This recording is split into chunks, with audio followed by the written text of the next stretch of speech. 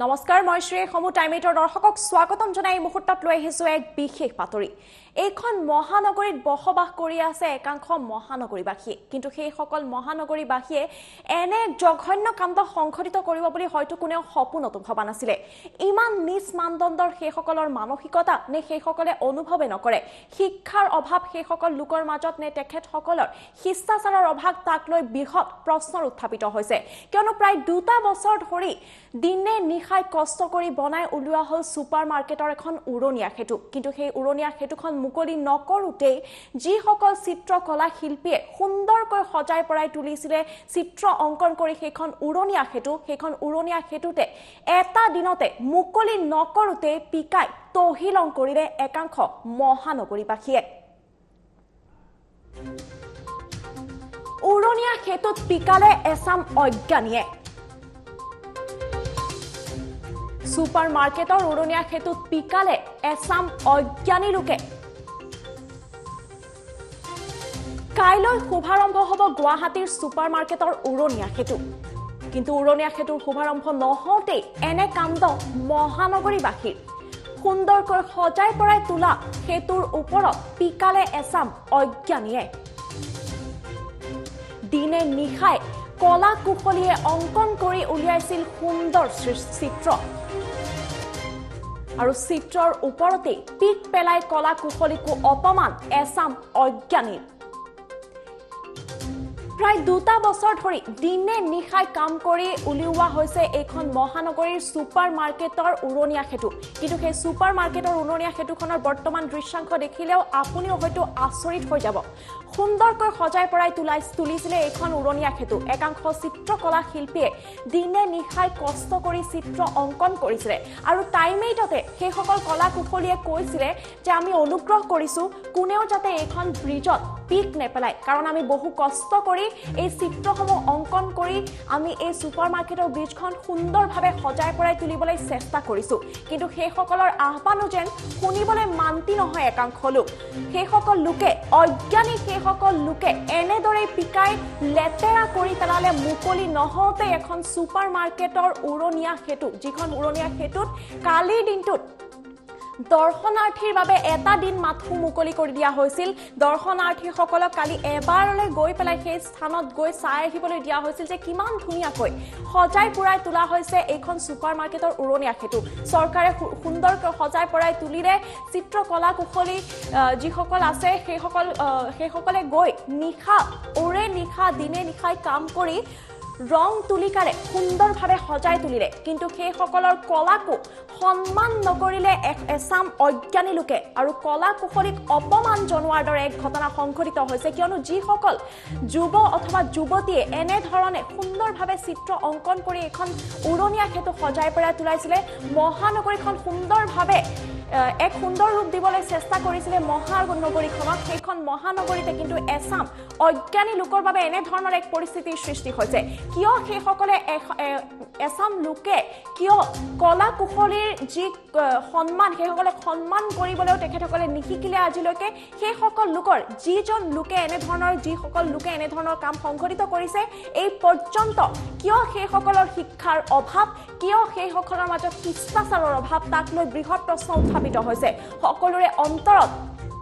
আঘাত দিছে এনেধৰণে এক কাম কৰি, আৰু গুৱাহাটী মহানগৰীতে এনেধৰণৰ কাণ্ড দেখি এতিয়া চকু কপালত উঠিছে মহানগৰীৰ আন সভ্য সমাজৰ। আমাৰ সৈতে বৰ্তমান সময়ত আমাৰ সাংবাদিক কংকন আছে। কংকন ডেকাৰ সৈতে পোনে সংযোগ স্থাপন কৰিছোঁ। কংকন বৰ্তমান ছুপাৰ মাৰ্কেটৰ অভাৰব্ৰিজত উপস্থিত আছে। কংকন, কেনে পৰিস্থিতি বৰ্তমান অভাৰব্ৰিজখনৰ, কেনে পৰিস্থিতি উৰণীয়া সেতুখনৰ, আমাক সবিশেষ জনাব, দৃশ্যাংশ দেখুৱাব। হয় শ্ৰী, মই বৰ্তমান উপস্থিত আছোঁ যি ছুপাৰ মাৰ্কেটৰ যি উৰণীয়া সেতু আছে সেই উৰণীয়া সেতুত উপস্থিত আছোঁ, আৰু কাইলৈ উদ্বোধন কৰা হ'ব এই উৰণীয়া সেতু। কিন্তু উদ্বোধন কৰাৰ পূৰ্বতে যিখিনি ঠাইত অংকন কৰা হৈছে, যিখিনি ঠাইত অংকন কৰি অসমৰ লগতে উত্তৰ পূৰ্বৰ গোটেইখিনি ছবি প্ৰতিফলিত কৰা হৈছে ৰাইজক দেখুৱাবৰ কাৰণে, এনেধৰণে ধুনীয়াকৈ সজাই পৰাই তোলা হৈছে। আৰু সেই সজাই পৰাই তোলা সেই যি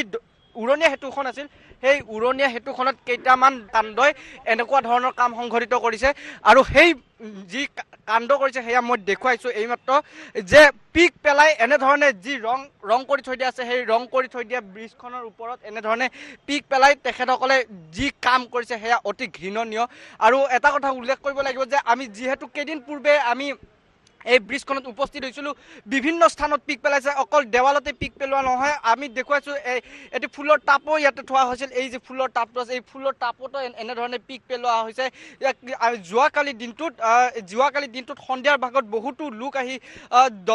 এই যি উৰণীয়া সেতুখন আছে এই উৰণীয়া সেতুখন পৰিদৰ্শন কৰিবলৈ আহিছিল আৰু পৰিদৰ্শন কৰিবলৈ অহা সময়ত বহুতো লোকৰ ভিৰ হৈছিল আৰু তেখেতসকলে যিহেতু এক সুন্দৰ যিহেতু উৰণীয়া সেতু নিৰ্মাণ কৰা হৈছে আৰু সেই নিৰ্মাণ কৰা তাতে যি ছবি প্ৰতিফলিত হৈছে সেই ছবি সকলোৱে উপভোগ কৰিবৰ কাৰণে সন্ধিয়া ভাগত কালি ওলাই আহিছিল আৰু আমি নিজে প্ৰত্যক্ষ কৰিছিলোঁ বহুতো লোক ওলাই আহিছিল সেই যি দলংখন আছিল দলংখন চাবলৈ আহিছিল লোকৰ ভিৰ হৈছিল জনসমাগম ঘটিছিল আৰু তাৰ পিছতে বহুতো লোক আহি ইয়াতে ভিৰ কৰাৰ পিছত কোনে এই কাৰ্য সংঘটিত কৰিলে এয়া এতিয়ালৈকে প্ৰমাণ হোৱা নাই এইটো কাৰণে কাৰণ যিহেতু দলংখন নিৰ্মিত হৈছে কিন্তু ইয়াতে কোনো ধৰণৰ CCTV ব্যৱস্থা কৰা নাই যদিহে CCTV ব্যৱস্থা থাকিলে তেতিয়াহ'লে কোন লোকে এই স্থানত পিক পেলাইছে সেয়া নিশ্চিত হৈ গ'ল হয় কাৰণ যিহেতু যদিহে এনেধৰণে CCTV নোলোৱাকৈ যদি এনেধৰণে এই দলংখন যদি ৰখা হয় তেতিয়াহ'লে কোন লোকে ইয়াতে পিক পেলাই থৈ যাব সেয়া আৰু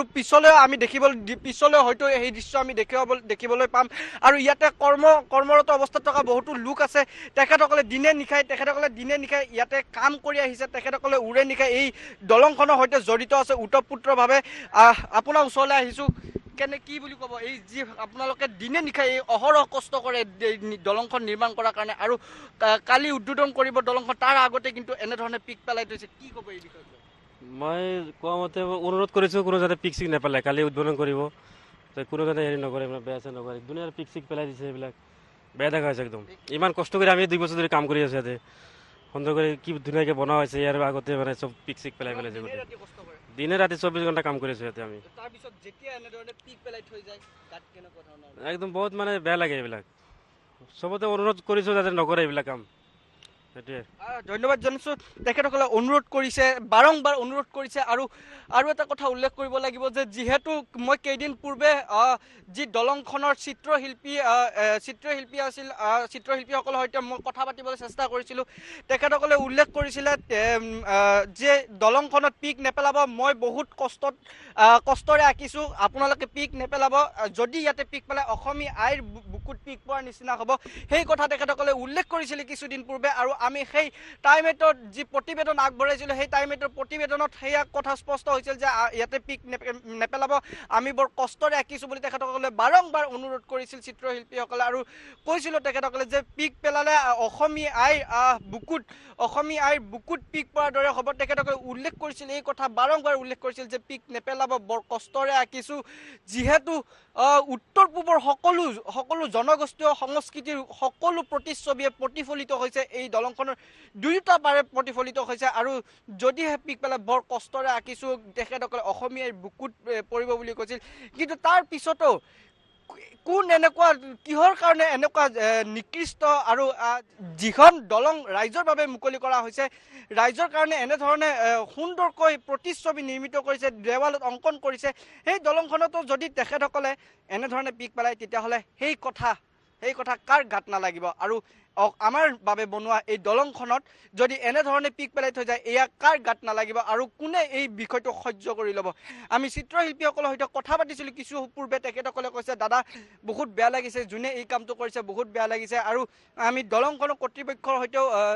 কথা পাতিছিলোঁ তেখেতসকলে কৈছে যে CCTV যদি ব্যৱস্থা কৰি দিয়া হয় তেতিয়াহ'লে খুবেই ভাল হ'ব কাৰণ যিহেতু CCTV এতিয়ালৈকে বৰ্তমান দিয়া হোৱা নাই যদিহে CCTV ইয়াতে উপলব্ধ হয় তেতিয়াহ'লে এই স্থানত কোন লোকে পিক পেলায় আৰু কোন লোকে পিক পেলাই থৈ গুচি যায় আৰু কি কাৰ্য সংঘটিত কৰে এই দলঙৰ ওপৰত সেয়া গোটেই প্ৰমাণ হ'ব তেখেতসকলে অনুৰোধ কৰিছে যে সোনকালে যাতে CCTV ব্যৱস্থাটো কৰি দিয়ে আৰু এই যি